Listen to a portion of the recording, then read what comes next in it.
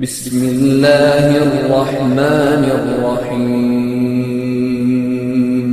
কিছু মুনাফিকের বাচ্চা কোরআনকে সহ্য করতে পারে না। কোরআনের কথাগুলো শুনলে তাদের অন্তরে কম্পন সৃষ্টি হয়ে যায়। মনে রাখবেন, আবু জাহেল নাই, কিন্তু আবু জাহেলের কিছু চেলা ফেলা আছে না? নাই এখনো আছে, তারা থাকবে। তারা ছিল, এখনো আছে, সামনেও থাকবে। এটা নিয়ে কোনো টেনশনের দরকার নেই। হক্কানি উলামায়ে কেরাম তারা কোরআনের হক কথাগুলো বলবে। এখন আপনি যত বড় নেতাই হন না কেন, কোরআন থেকে কথা বলবে। আল্লাহর জমিনে আল্লাহর দ্বীনকে কায়েম করার সংগ্রামে তারা কোরআন থেকে তারা বয়ান করবেন, কোরআন থেকে আলোচনা করবেন। এখন সে আলোচনা কার বিরুদ্ধে গিয়েছে, কার পক্ষে গিয়েছে, সেটা দেখার কোনো টাইম নেই। কোরআন থেকে কথা বলতে হবে। আল্লাহ তাআলা আমাদেরকে বোঝার তৌফিক দান করুন, আমরা বলি আমিন। সম্মানিত ভাইয়েরা আমার, এই জমিনে যারা কোরআন থেকে কথা বলবে, যারা আল্লাহকে ভয় করে কথা বলবে, তারাই শ্রেষ্ঠ। মনে রাখবেন, তারাই শ্রেষ্ঠ। আল্লাহর জমিনে তারাই হলো আল্লাহর শ্রেষ্ঠ উম্মত, আল্লাহর শ্রেষ্ঠ বান্দা, নবীর শ্রেষ্ঠ উম্মত। তারাই যারা কোরআন থেকে সঠিক কথাগুলো মানুষকে বুঝাবে, মানুষকে আহ্বান করবে, আল্লাহর পথে ডাকবে, তারাই সঠিক মানুষ। আর যারা কোরআন থেকে কথা বলে না, কিচ্ছা, যেটা কোরআনেও নাই, হাদিসেও নাই, আন্তাজিওয়াজ, জান্নাতে গেছি আন্তাজিওয়াজ, এগুলো দিয়ে চলবে না। কোরআন থেকে সঠিক কথা বলতে হবে। যারা কোরআন থেকে কথা বলেছেন, আমরা দেখতে পাচ্ছি যুগে যুগে তারা নির্যাতিত হচ্ছেন, কিন্তু কোরআনকে বাদ দিয়ে তারা কথা বলেন না। তারা কোরআন থেকে কথা বলবেন। আল্লাহর বিধান কোরআন, আল্লাহ তাআলা কোরআন দিয়েছেন, কোরআন থেকে কথা বলে মানুষকে সঠিক পথে আহ্বান করার জন্য। আমরা কোরআন বুঝব, কোরআন পড়ব, কোরআন দিয়ে সমাজ, রাষ্ট্র, ঘর সবকিছু সাজানোর চেষ্টা করব ইনশাআল্লাহ। বলেন, এই জন্য কোরআন থেকে আমরা সর্ব অবস্থায় কোরআন থেকে সবকিছু গ্রহণ করার চেষ্টা করব। আমার বন্ধুগণ, আমার ভাইয়েরা, আলোচনা লম্বা করব না, কিন্তু একটা কথা মনে রাখবেন, আল্লাহর এই জমিনে অনেক উলামায়ে কেরাম এখনো জালিমের জুলুম সহ্য করতেছেন। বহু উলামায়ে কেরাম এখনো নির্যাতিত, মজলুম উলামায়ে কেরাম। আমরা মজলুম উলামায়ে কেরামের পক্ষে কথা বলবো। আল্লাহ তাআলা যেন আমাদের প্রিয় শেখুল হাদিস ইবনে শেখুল হাদিস আল্লামা আজিজুল হক রাহমাতুল্লাহি আলাইহির সুযোগ্য সাহেবজাদা আল্লামা মামুনুল হক দামাত বারাকাতুহুম, আমরা হযরতের জন্য দোয়া করি। আল্লাহ তাআলা যেন এই কোরআনের পাখিটাকে আমাদের মাঝে অতি দ্রুত আমাদের মাঝে ফিরিয়ে দেন। আল্লাহর কাছে দোয়া করুন সকলে। তারা হলো কোরআনের পাখি, তারা ইসলামের পাখি, তারা সঠিক কথা বলেছেন, ইসলামের সঠিক কথা বলেছেন, যার কারণে আজকে জালেমগুলো উলামায়ে কেরামগুলোকে এত কষ্ট দিচ্ছে। মনে রাখবেন, এই দুনিয়াটা শেষ নয়। হায়াত সবারই একদিন শেষ হয়ে যাবে, কিন্তু আল্লাহ রাব্বুল আলামিনের দরবারে প্রত্যেকটা মানুষকে হিসাবের কাঠগড়ায় দাঁড়াতে হবে। এই জন্য সর্ব অবস্থায় প্রত্যেকটা জিনিস, প্রত্যেকটা কাজ আমাদেরকে বুঝে শুনে করতে হবে। একটা জিনিস লক্ষ্য করে দেখবেন, কোরআনের তাফসীর মাহফিলগুলোতে কিছু মুনাফিকের দল, যেগুলোকে আমি মুনাফিক বলি, যেগুলোর ঈমান নষ্ট হয়ে গিয়েছে, তারা কোরআনের তাফসীর মাহফিলগুলো বন্ধ করার চেষ্টা করে। আছে না নাই? মনে রাখবেন, কোরআনের তাফসীর মাহফিলগুলো তারা কেন বন্ধ করে? কারণ তাদের শরীরের মধ্যে চুলকানি শুরু হয়ে যায়।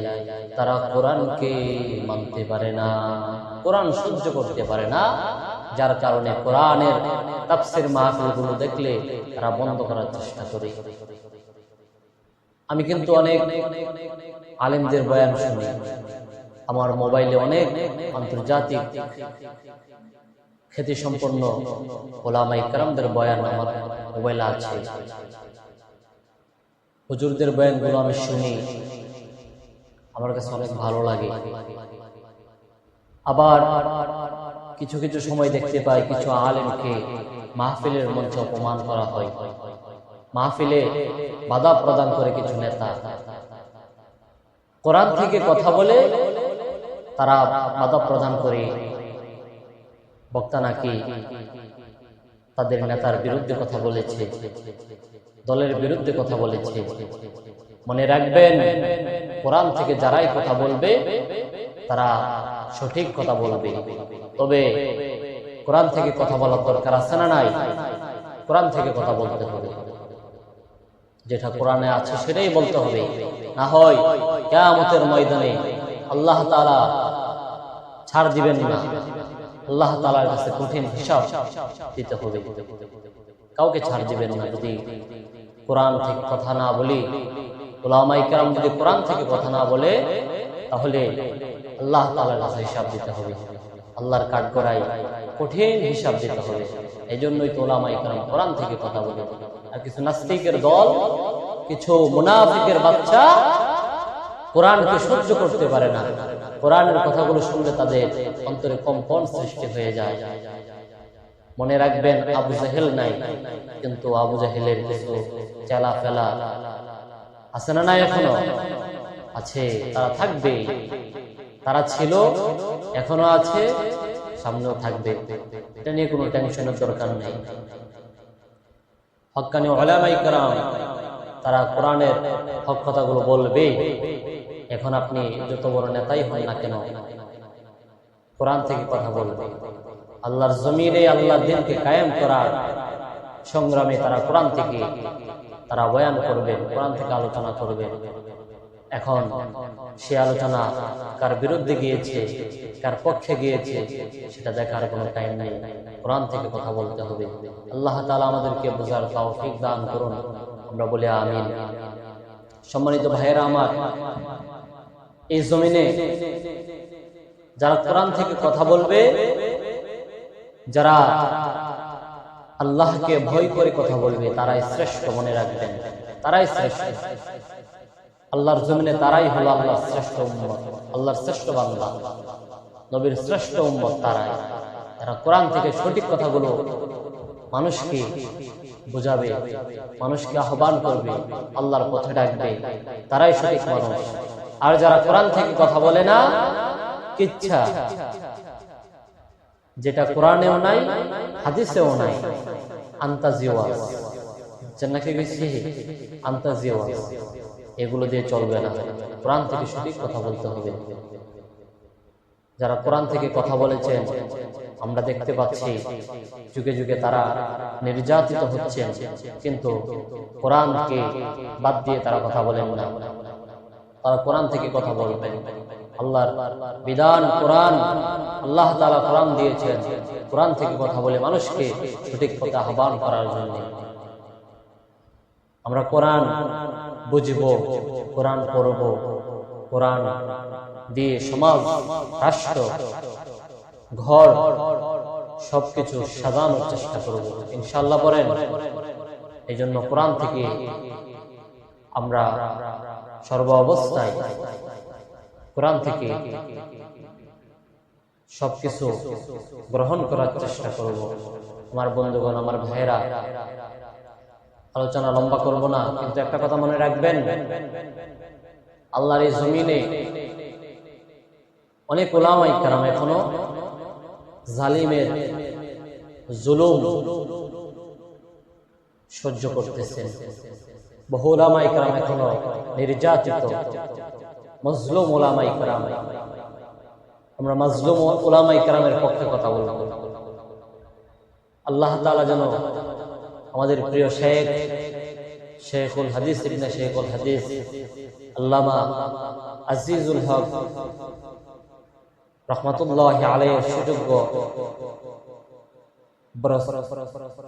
সুযোগ্য সাহেবজাদা আল্লামা মামুনুল হক দামাত বারাকাতুহুম, আমরা হযরতের জন্য দোয়া করি আল্লাহ তাআলা যেন এই কোরআনের পাখিটাকে আমাদের মাঝে অতি দ্রুত আমাদের মাঝে ফিরিয়ে দেন। আল্লাহর কাছে দোয়া করুন সকলে।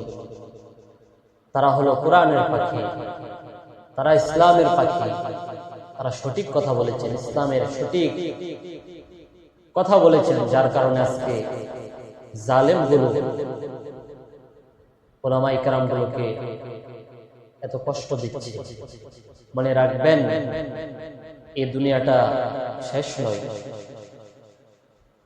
হায়াত সবারই একদিন শেষ হয়ে যাবে, কিন্তু আল্লাহ রাব্বুল আলামিনের দরবারে প্রত্যেকটা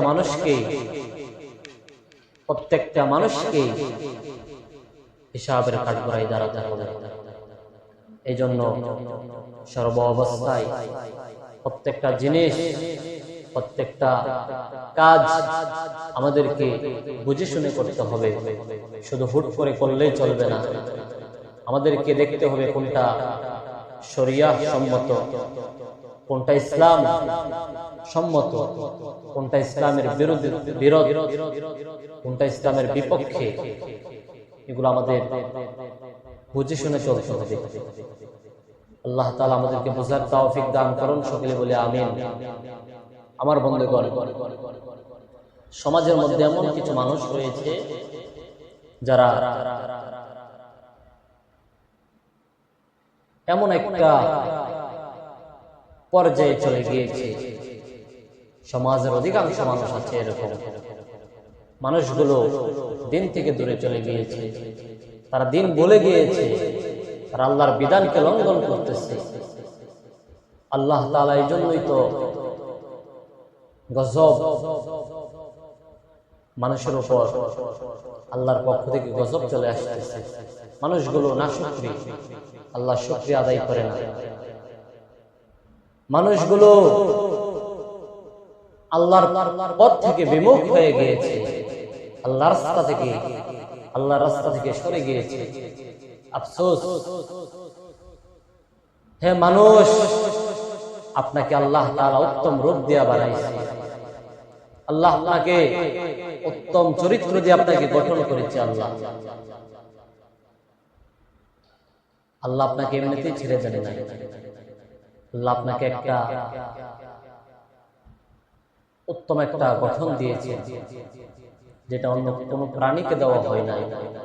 আল্লাহ বলেছেন, বান্দা, তোমাকে আমি উত্তম চরিত্র দিয়ে বানাইছি, উত্তম নমুনা দিয়ে বানাইছি। আল্লাহ তাআলা আমাদেরকে অনেক মায়া করে বানাইছে, অনেক মহাব্বত করে ভালোবাসে আমাদেরকে আল্লাহ তাআলা আমাদেরকে বানাইছে। আসুন সবাই সে আল্লাহর গোলামি করি, সে আল্লাহর ইবাদত করি, সে আল্লাহর বিধিবিধানগুলো মেনে চলি, মুহাম্মদুর রাসূলুল্লাহ সাল্লাল্লাহু আলাইহি ওয়াসাল্লামকে অনুসরণ করি। যদি মুহাম্মদ সাল্লাল্লাহু আলাইহি ওয়াসাল্লাম এবং মুহাম্মদ সাল্লাল্লাহু আলাইহি ওয়াসাল্লামের সাহাবায়ে কেরাম তাদেরকে অনুসরণ করতে পারি, মনে রাখবেন আমাদের জীবনগুলো সুন্দর হয়ে যাবে, আমাদের আগামী দিনের ভবিষ্যৎগুলো উজ্জ্বল হয়ে যাবে, জীবন পরিবর্তন হয়ে যাবে। যদি রাসূলের সুন্নাত অনুযায়ী রাসূলের আদর্শ আমাদের জীবনের সঙ্গে গঠন করতে পারি, তাহলে আপনার আমার জীবন সুন্দর হবে, পরিবার সুন্দর হবে, জান্নাতি পরিবার হয়ে যাবে। এই জন্য সর্ব অবস্থায় আপনার ছেলেকে নামাজের দাওয়াত দেন। আপনার ছেলেকে নামাজের বয়স হয়েছে, নামাজের সময় হয়েছে, নামাজের প্রাপ্ত বয়স হয়েছে, আপনার সন্তানকে মসজিদে পাঠিয়ে দেন। আপনি বাবা, আপনার দায়িত্ব আপনার সন্তানকে মসজিদে পাঠানো। আপনি মা, আপনার মেয়েকে বলুন নামাজ পড়ার জন্য। আপনি নিজে নামাজ পড়ুন। আপনি নিজে নামাজ পড়বেন তো আপনার সন্তানগুলো আপনার থেকে দেখে দেখে নামাজগুলো শিখবে। আপনি বাবা নামাজ পড়বেন, আপনার সন্তান শিখবে আপনার কাছ থেকে। আর আপনি বাবা নামাজ না পড়লে আপনার সন্তান কার কাছ থেকে শিখবে? আপনি বাবা যদি নামাজ না পড়েন, আপনার সন্তান শিখবে কার থেকে? আপনি নামাজ পড়ুন, আপনার সন্তানকে নামাজ শিক্ষা দিন, কোরআন শিক্ষা দেন, আপনার সন্তানকে ইসলাম সম্বন্ধে জানান, আপনার সন্তানকে দিন শিক্ষা দেন। ও ভাই, দুনিয়া থেকে কিছুই কবরে নিয়ে যাইতে পারবেন না।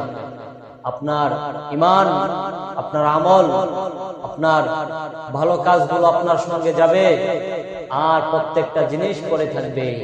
আপনার সন্তান আপনার সঙ্গে যাবে না, আপনার স্ত্রী আপনার সঙ্গে যাবে না, আপনার সন্তান আপনার সঙ্গে যাবে না, আপনার মা বাবা, আপনার ভাই বোন, আপনার সম্পদ।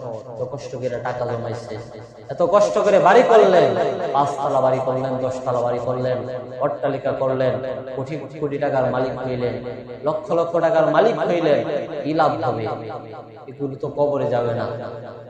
আজরাইল কি ঘুষ খায় নাকি? আজরাইল আপনার থেকে ঘুষ নিবে? আপনি কি বলতে পারবেন? আমাকে 1 মিনিট সময় দাও, 1টা মিনিট সময় দাও, 1 সেকেন্ড সময় দিবে না। যখন আল্লাহর পক্ষ থেকে ডাক চলে আসবে, আল্লাহর পক্ষ থেকে যখন ডাক চলে আসবে, সঙ্গে সঙ্গে আপনার রূহটা কবজ করে আজরাইল নিয়ে যাবে। আপনার মরা দেহ পড়ে থাকবে জমিনের মধ্যে। আপনি ভাবতেও পারছেন না দুনিয়াটা ভাই সত্যি ধোঁকা।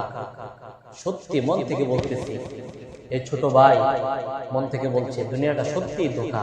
এই দুনিয়ায় কাউকে থাকতে দেয় না।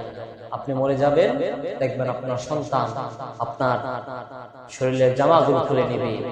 আপনার প্রাণের স্ত্রী, যার জন্য আপনি আপনার সবটাকে ত্যাগ করেছেন, স্ত্রীকে ভালো একটা কাপড় পরানোর জন্য, স্ত্রীকে ভালো রাখার জন্য আপনার জীবন থেকে কুরবান করেছেন, যে সন্তানকে ভালো রাখার জন্য, যে সন্তানের জন্য আপনি না খেয়ে সন্তানের জন্য খাবার জোগাড় করেছেন, বাবা, যে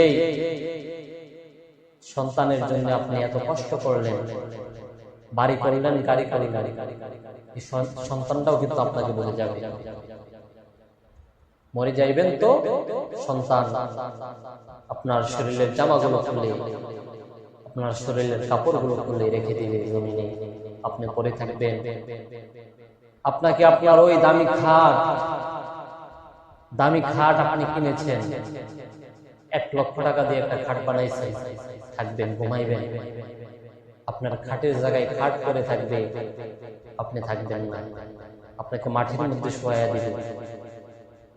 আপনাকে একটা চাদর দিয়ে আপনাকে আপনার শরীরটাকে ঘুরে রাখবে। মনে রাখবেন, ওই চাদরটা আপনাকে যখন দাফন করা হবে, একটা কথা মনে রাখবেন ভাই, একটা কথা মনে রাখবেন, এই ছোট্ট ভাইয়ের একটা কথা মনে রাখবেন।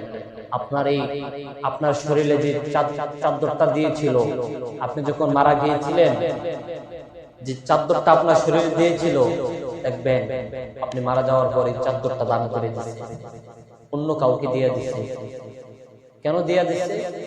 স্ত্রী বলবে, এই চাদরটা দেখলে আমার ভয় করে, এই কাপড়টা দেখলে আমার ভয় করে, কারণ এটা দিয়া লাশ মরদেহ ঘুরে রাখছিলাম, এটা আমার ভয় করে দেখলে এটা ঘরে রাখা যাবে না, এটা ঘরে রাখা যাবে না। আপনার সন্তান, আপনার স্ত্রী, আপনার আত্মীয় স্বজন, আপনি মরে যাওয়ার পরে আপনার যে একটা চাদর আপনার উপরে দেওয়া হয়েছিল, এই কাপড়টাও পর্যন্ত মানুষকে দান করে দিবে, কারণ তারা ভয় পায় এই কাপড়টা তারা রাখবে না ঘরে। বাস্তব কথা আপনি মিলিয়ে দেখেন, বাস্তব কথা বলছি, এগুলোই হবে আপনার সঙ্গে। সত্যি কথা বলছি, এগুলোই হবে আপনার সঙ্গে। কবরে কেউ যাবে না আপনার সঙ্গে, আপনার সন্তান আপনাকে কবরে শোয়া দিবে, সবাই চলে আসবে।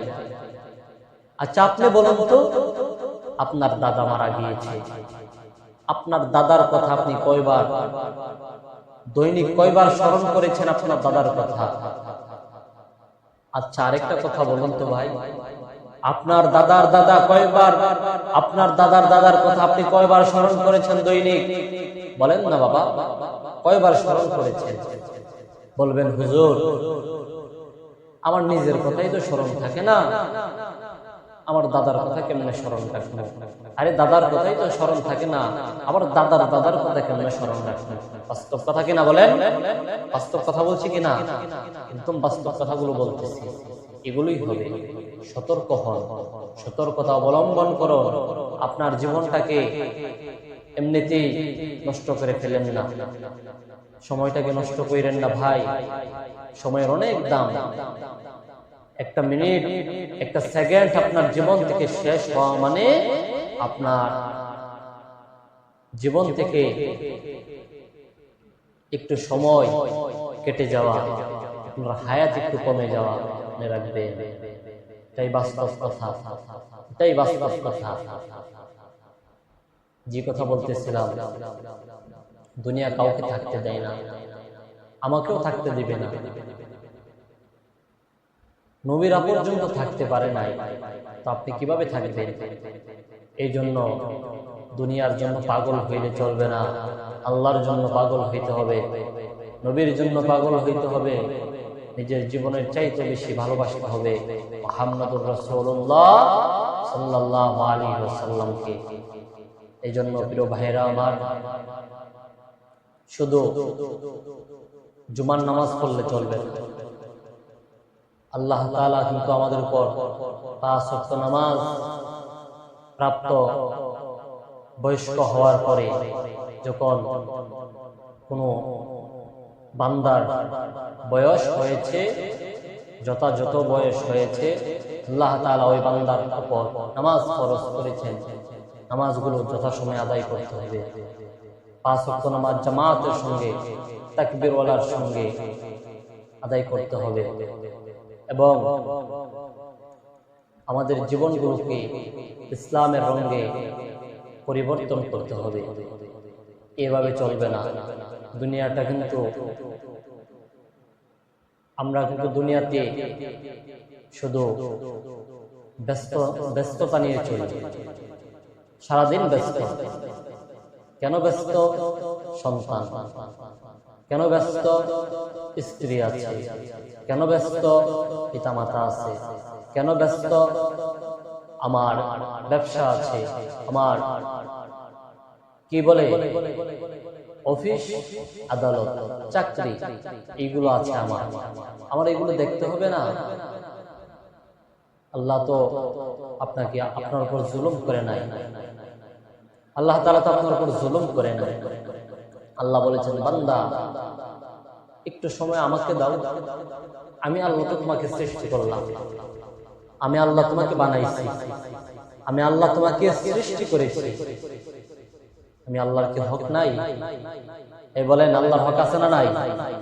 তাহলে যে আল্লাহ আমাদেরকে সৃষ্টি করেছেন, যে আল্লাহ আমাদেরকে বানাইছেন, সে আল্লাহকে ভুলে গিয়া, আমরা সে আল্লাহকে ভুলে গিয়েছি, দুনিয়ার পিছনে পাগল হয়েছি। এখন শুধু টাকা দরকার, বাড়ি দরকার, গাড়ি দরকার, এগুলি আমাদের প্রয়োজন। আপনি কি কবরের কথা ভুলে গিয়েছেন? আপনি কি কিয়ামতের কথা ভুলে গিয়েছেন? আপনি কি কিয়ামতের দিন যে বিচার হবে, ওই বিচার, যাদের নেক আমলগুলো ভালো থাকবে, যাদের আমলগুলো সুন্দর থাকবে, যারা আল্লাহকে দুনিয়াতে ভয় করেছে, যারা মুহাম্মদ সাল্লাল্লাহু আলাইহি ওয়াসাল্লামের মুহাম্মদ সাল্লাল্লাহু আলাইহি ওয়াসাল্লামকে অনুসরণ করেছে, অনুকরণ করেছে, সালাতের মাধ্যমে আল্লাহর কাছে প্রার্থনা করেছে, যাদের জীবনগুলো ফুলের মতন পবিত্র হবে, কিয়ামতের দিন আল্লাহ তাআলা তাদেরকে মাফ করে দিবেন। আর যারা গুনার বোঝা নিয়ে দুনিয়াতে গুনাহ ক্ষমা করাইতে পারে না আল্লাহ তাআলার কাছে, দুনিয়াতে শুধু নাফরমানি আর নাফরমানি দিয়ে জীবনগুলো শেষ হয়েছে, জীবনগুলো কাটাইছে, সারাদিন ব্যস্ততা, আল্লাহকে একবারও স্মরণ করে নাই। কিয়ামতের দিন কি হবে বলেন না ভাই? কিয়ামতের দিন কি হবে? কে বাঁচাবে আপনাকে? আপনার সন্তান আপনাকে বাঁচাবে না, আপনার স্ত্রী আপনাকে বাঁচাবে না, আপনার মা, আপনার বাবা আপনার কাছ থেকে দূরে পালিয়ে যাবে, আপনাকে বাঁচাবে না। কে বাঁচাবে আপনাকে? যদি নেক আমল থাকে, যদি আল্লাহর প্রিয় বান্দা হইতে পারেন, মনে রাখবেন সুপারিশ করবেন মুহাম্মদ সাল্লাল্লাহু আলাইহি ওয়াসাল্লাম, যিনি আপনার জন্য আমার জন্য এখনো কান্না করেন, যিনি আপনার জন্য আমার জন্য উম্মতি উম্মতি বলতে বলতে কান্না করবেন, সিজদায় পড়ে থাকবেন, সেই নবী মুহাম্মদ সাল্লাল্লাহু আলাইহি ওয়াসাল্লাম বান্দার জন্য, উম্মতের জন্য কান্না করবেন। তবে যারা সঠিক পথে চলবে, আল্লাহর পথকে অনুসরণ করবে, যারা হকের পথে চলবে, যারা আল্লাহর বিধানকে, আল্লাহর জমিনে আল্লাহর দ্বীনকে কায়েম করার সংগ্রামে যারা ঝাঁপিয়ে পড়বে, মনে রাখবেন কিয়ামতের দিন নবী মুহাম্মদুর রাসূলুল্লাহ সাল্লাল্লাহু আলাইহি ওয়াসাল্লাম তাদের জন্য সুপারিশ করবে। আল্লাহু আকবার। আল্লাহ তাআলা আমাদেরকে আল্লাহ তাআলার বিধিবিধানগুলো মুহাম্মদ সাল্লাল্লাহু আলাইহি ওয়াসাল্লামের দেখানো পথ অনুসরণ করার তৌফিক দান করুন, সকলে বলি আমিন। এবং আল্লাহ তাআলা যেন আমাদেরকে 5 ওয়াক্ত নামাজ জামাতের সঙ্গে আদায় করতে পারি, আল্লাহ তাআলা যেন আমাদেরকে সেই তৌফিক দান করুন, আমরা সকলে বলি আমিন। প্রিয় ভাইয়েরা আমার, আসুন আল্লাহর পথে চলে আসুন, সময় এখনো আছে। যখন হায়াত শেষ হয়ে যাবে তখন কিন্তু আর সুযোগ পাইবেন না। আপনার যখন মৃত্যু হয়ে যাবে, মালাকুল মাউত আজরাইল আলাইহিস সালাতু ওয়াস সালাম যখন আপনার রূহটাকে কবজ করবে, তখন আর কোনো লাভ হবে না। এখন সময় আছে, আল্লাহর পথে ফিরে আসেন, আল্লাহকে ভয় করুন, আল্লাহকে ডাকুন, আল্লাহকে স্মরণ করুন, নামাজের মাধ্যমে আল্লাহকে স্মরণ করুন, তাসবিহ তাহলিল গুলো পাঠ করুন, এবং মানুষকে ভালোবাসুন, মানুষের সঙ্গে ভালো ব্যবহার করুন, উত্তম ব্যবহার করুন, কাউকে কষ্ট দিয়েন না।